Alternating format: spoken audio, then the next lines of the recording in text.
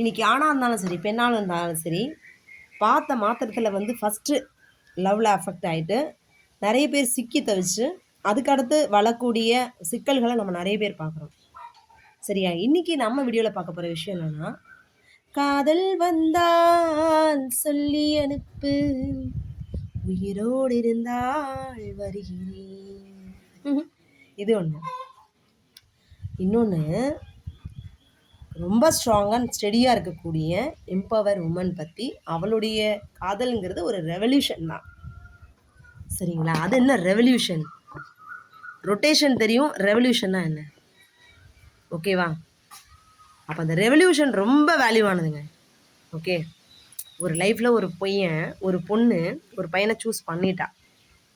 Choose பண்ணதுக்கப்புறம் என்ன சொல்லுவா, எனக்கு நான் வேணும், என் கூட இந்த பையன் இருந்தால் என் லைஃப் சந்தோஷமாக இருக்கும்.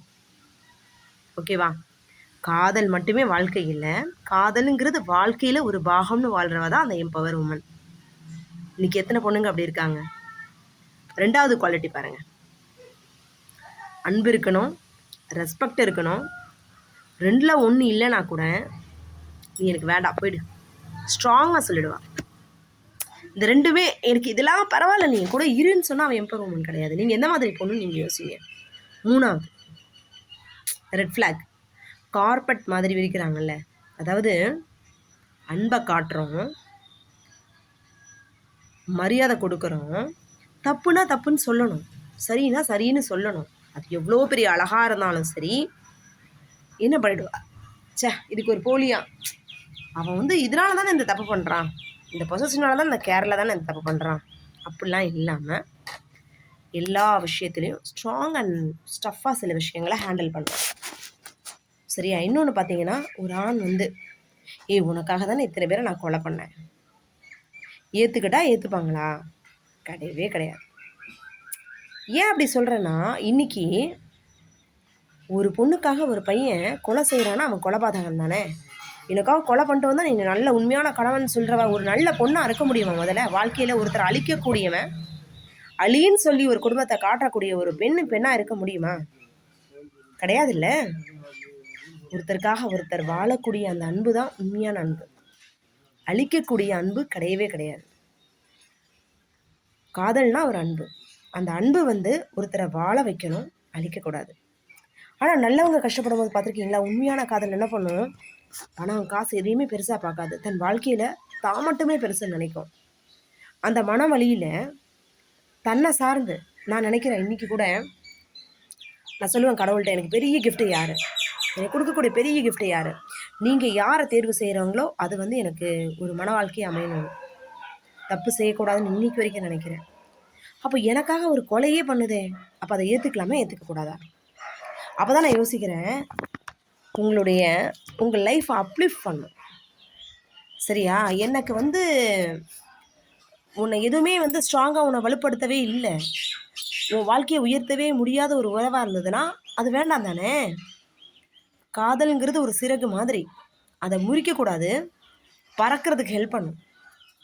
We have to fly in the sky. அப்படி இருந்தால் அது உண்மையான ஒரு உறவு. சரிங்களா? பிரிஞ்சு போனாலும் சரி பின்னாடி வராது. இன்றைக்கி டாக்ஸிக் ரிலேஷன்னு சொல்லுவாங்க, வெளியே வர்றதுக்கே ரொம்ப பயப்படும். யார் என்ன சொல்லுவாங்க, உலகம் என்ன பேசும், யார் எல்லாரும் என்ன சொல்லுவாங்க, இதெல்லாம் யோசிக்காமல் கரெக்டாக யோசிக்கும்.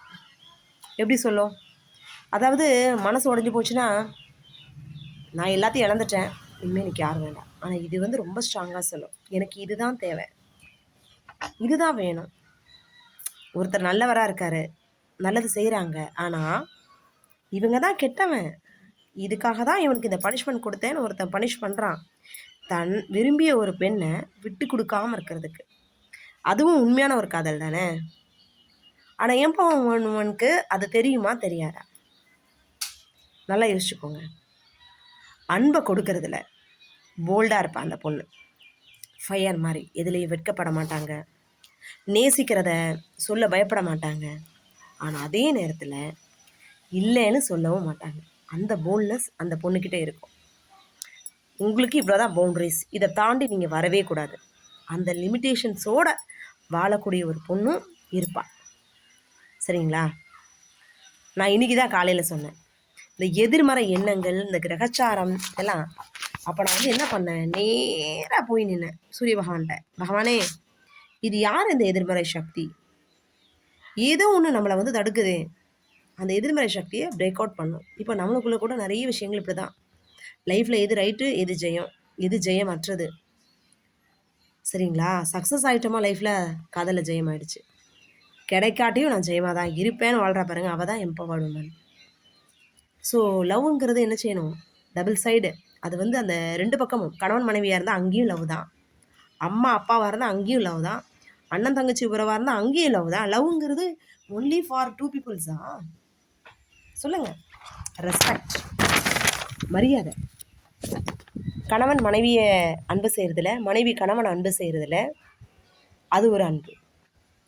குழந்தைகளை பார்க்குறதுல ஒரு அன்பு, அது ஒரு லவ் தானே. ஸோ அந்த காதல் வந்து ரொம்ப ரொம்ப புனிதமானது. அப்போ எப்படிலாம் பவுண்ட்ரிஸ் வச்சுருக்குறோம் நம்ம? முதல் பவுண்ட்ரி என்ன சொன்னேன் நான் ஒன்று, தன்னை இழக்காமல் நேசிக்கிறது. 2வது பவுண்ட்ரி என்ன சொன்னேன், ரெஸ்பெக்ட்டுக்கு காம்ப்ரமைஸ் பண்ணவே கூடாது. ஓகேவா? 3வது, ரெட் ஃப்ளாக்கு கார்பெட்டை வந்து ஆக்க மாதிரி மாற்றாமல் இருக்கணும். உன்னை உயர்த்த முடியாத ஒரு உறவாக உனக்கு இருக்கவே கூடாது. பிரிஞ்சு போனாலும் பின் வாங்காது நீ முன்னோக்கி போய்கிட்டே இருக்கணும். ஸ்ட்ராங்காக நீ வித்ஸ்டாண்டாக நிற்கணும். 6வது, அன்பை கொடுக்கறதுல ரொம்ப போல்டாக ஃபேஸ் பண்ணணும். ஓகேவா? இது எல்லா குவாலிட்டிஸும் உங்களுக்குள்ளே இருந்திருந்தா you are the real one, you will win. Okay, இந்த குவாலிட்டிஸ் உங்களுக்குள்ளே இருந்துச்சுன்னா நீங்களும் எம்பவர்டு உமன் தான். ஓகே, பார்த்த உடனே ஒரு பொண்ணு அட்ராக்ஷன் வருது, பிடிக்குதுங்கிறது பெரிய விஷயம் இல்லை. அதுக்குள்ளே சொல்யூஷன்ஸை நீங்கள் பின் வந்து வரணும். ஓகே.